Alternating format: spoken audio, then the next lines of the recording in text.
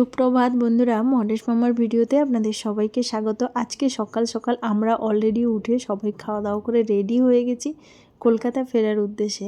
সত্যি এখানে এই দুদিন এত ভালো কেটেছে না, বাড়ি ফেরার সময় সবার মন খারাপ করছে।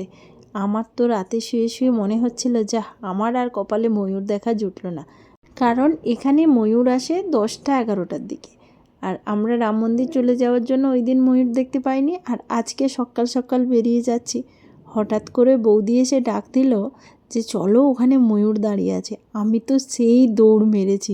চলুন আপনাদেরকেও দেখাচ্ছি ময়ূর কোথায় দাঁড়িয়ে আছে। এই দেখুন ছাদের উপর, এই যে এখন বাজে 5টা।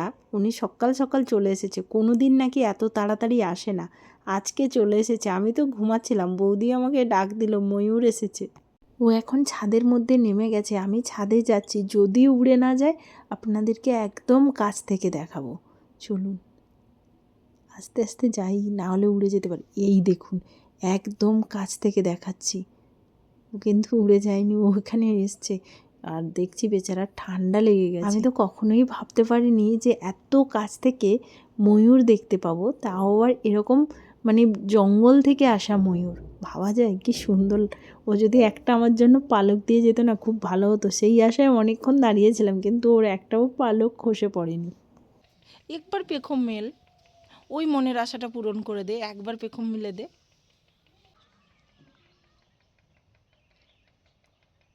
একা এসছে, সঙ্গীর সাথে নিয়ে আয়। একা একা চলে এসছে। অনেকক্ষণ থেকে আমি এখানে দাঁড়িয়ে আছি, সবাই ডাকাডাকি করছে কারণ বেরোবে। তো চলুন নিচে গিয়ে দেখা যাক কি হচ্ছে। সকাল বেরিয়ে যাব। ভাবি এখানে খুব সুন্দর ঘি দিয়ে পরোটা বানিয়ে সকালে টিফিন দিল। আর এখানে ছিল সবজি, ধনে পাতা দিয়ে। কি দারুণ টেস্টি ছিল এই সবজিটা, দারুণ খেলাম আজকে। সবাই আমরা রেডি হয়ে গেছি বাড়ি ফেরার জন্য। তার আগে সবাই মিলে একসাথে ছবি তুলে নিলাম। সত্যি ইউটিউবে ভিডিও আপলোড করার জন্য এমন সুন্দর মুহূর্তগুলো আমি ক্যামেরা বন্দি করে রেখে দিতে পারছি, না হলে গ্যালারিতে থাকলে কখন বা ডিলিট করে দিতাম। যখনই ইচ্ছে হবে এই ভিডিওগুলো দেখতে পারবো এবং কাউকে দেখানোর ইচ্ছে হলে সুন্দরভাবে খুলে দেখাতেও পারবো। জানি না এমন সুন্দর মুহূর্ত সবার সাথে আবার কবে কাটাতে পারবো কিনা, তাই এই মুহূর্তখানা ক্যামেরাবন্দি করতে মিস করলাম না। সবাই মিলে আমরা ফাইনালি বেরিয়ে পড়লাম বাড়ির উদ্দেশ্যে, কলকাতার উদ্দেশ্যে। কিন্তু গ্রাম ছেড়ে যেতে সত্যিই খুব খারাপ লাগছে। সত্যি খারাপ লাগছে না? পুরো খারাপ লাগছে, আমার মন খারাপ হয়ে গেছে। গ্রাম তো গ্রাম হয় না।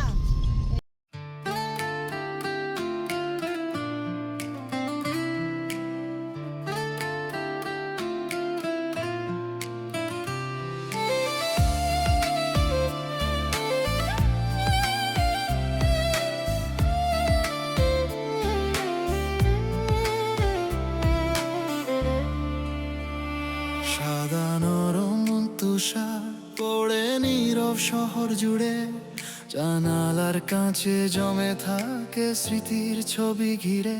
তুমি নেই পাশে তবু ছোঁয়া লাগে। মাঝখানে রাস্তায় নেমে একটু চাটা খেলাম। চাটা খেয়ে এবার গাড়ির মধ্যে আবার বসে গেছি। বৌদির একটু মনটা খারাপ, কারণ বৌদি কিছু জামা কাপড় ওই বাড়িতে ছেড়ে এসেছে। আবার কবে আসবে, নেওয়া হবে কিনা তাই। কেমন লাগছে দাদা? আমার দুদিন বাড়ি চললো। বলো, বেশ ঘুরে টুরে এবার বাড়ি যাচ্ছি। প্রথম দিনে এনজয়মেন্ট হলো, সেকেন্ড দিনে হলো সারা ঝেড়ে এখন দারুণ এনজয়মেন্ট হয়েছে সত্যি। আজকে যদি থাকলে হলো তাহলে মুরগি ভাজা হতো। মুরগি ভাজা, ও গ্রামে সত্যি দারুণ মজা করলাম। গ্রামের পরিবেশটা একদম দারুণ। ঠান্ডা তো শুরুতেই আসা দরকার। बनारस से जा रहे हैं आसनसोल के लिए, और उस रास्ते में ये बड़ा सा ब्रिज है। ये नदी को क्रॉस करने के लिए न्यू ब्रिज बना है जो ओपन हो चुका है। इससे हमारा जर्नी लगभग आधे से 1 घंटे का समय बच गया। ओके, और हमारे साथ हैं मोमो, और गाड़ी में है सिमुलदा, उनकी वाइफ, उनके बच्चे। आप इन लोगों से भी मिल सकते हैं। सिमुलदा, कैसा लग रहा है आपको ड्राइव? बहुत अच्छा लग रहा है, बहुत अच्छा लग रहा है। हाँ, इनका व्यू आपने देखा। अब सुनिए हमारी वाइफ का। सोनी, कैसा लग रहा है ये बनारस आकर? अच्छा, तो दुखी क्यों है? थोड़ा हंस कर बताइए। थोड़ा सा दुखी है भाभी जी बताइए कैसा लग रहा है? খুব ভালো লেগেছে, इसीलिए गंजी उंजी খুব छोड़ा ভালো तो লেগেছে। इसका এখন বাড়ি गंजी যাচ্ছি नहीं, তো তাই মনটা খুব খারাপ। इसका गंजी नहीं हट रहा है। गंजी आटा छाड़ा ये क्या छूट गया है? कोई बात नहीं, कुछ ना कुछ जर्नी में छूटता ही है, इससे कुछ नहीं होता है। প্রায় 1 থেকে 1.5 ঘন্টা হলো আমরা বিহারে ঢুকে গেছি। একদম পাহাড়ের গা ঘেঁষে কিন্তু রাস্তা দিয়ে যাচ্ছি, কি সুন্দর লাগছে। এর অপোজিটে একটা পাহাড় আছে যেখান দিয়ে কিন্তু সীতাকুণ্ড যাওয়া যায়। তো এবারে মিস করে গেলাম, এরপরে এলে আপনাদের সাথে সে ভিডিওটাও শেয়ার করব।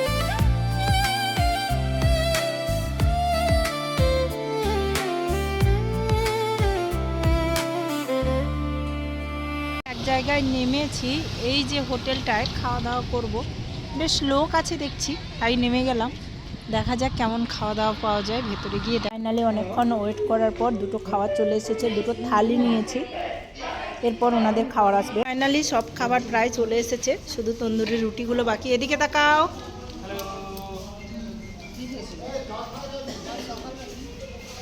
চলো খাওয়া স্টার্ট করি এবার।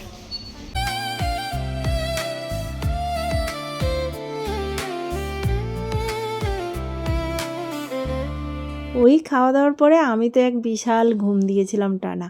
এখন ঘুম ভাঙলো, দেখি ছেলে এখানে চিপস ভাজা খাচ্ছে আর পুচকু ওদিকে ঝুরি ভাজা খাচ্ছে।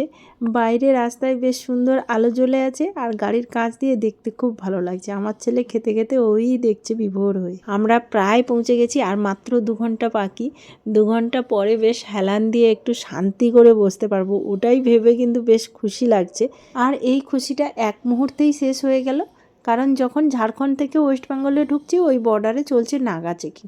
এখানেই আমাদের 40 মিনিট লেট করে দিল। এখানে কিন্তু একটা নদীর উপর ব্রিজ আছে, আর এই ব্রিজের উপর শয়ে শয়ে লরি দাঁড়িয়ে আছে এবং মাল বোঝাই করা লরিগুলো। কতটা ব্রিজের উপর প্রেসার পড়ছে ভাবুন। ভেবে দেখুন, প্রত্যেক দিন যদি ব্রিজের উপর এরকম ঘন্টার পর ঘন্টা লরি দাঁড়িয়ে থাকে তাহলে ব্রিজের লংজিভিটি কোথা থেকে বাড়বে। এই 5 দিনের ট্যুরে কিন্তু আমরা প্রচুর জায়গায় ঘুরেছি, কোথাও কিন্তু কোনো চেকিং দেখতে পাইনি। ওয়েস্ট বেঙ্গলে ঢুকেই দেখি শুরু হয়ে গেছে নাগা চেকিং, তাও আবার লরিদের, যদিও 4 হুইলারের নয়। জানি না, হবে হয়তো ওয়েস্ট বেঙ্গলে কড়া সিকিউরিটির দিকটা নজর রাখে। তো আমরা এখন আসানসোল বিশ্ব বাংলা গেটের কাছে চলে এসেছি, তার মানেই আমরা বাড়ির কাছাকাছি পৌঁছে গেছি। আমরা ফাইনালি এখন আছি আসানসোলে হাজব্যান্ডের ফ্রেন্ডের বাড়িতে। আর দেখো আমার ভিডিও এই যে বড় স্ক্রিনে দেখা হচ্ছে, খুব মজা করে সবাই দেখছি। আর আমার ছেলে তো সবার সামনে একদম। আর এখানে অলরেডি চিকেন টিকেন বানানো ছিল, ভাত আর চিকেন বানানো ছিল বলতে, দাদাদের এখানে ফ্যামিলি থাকে, ওনাদেরকে বলেছিল ভাত আর চিকেন বানিয়ে রাখতে। এখন দাদা বৌদি মিলে রুটি বানাচ্ছে পুচকুর জন্য। বানানো হলেই আমরা সবাই খেতে বসবো। খাওয়া দাওয়ার পরে যদিও আমরা ঘুমিয়ে গেছি, সেই ভিডিও আর করা হয়নি। সবাইকে জানাই শুভরাত্রি, আবার দেখা হবে নতুন কোনো ভিডিওতে।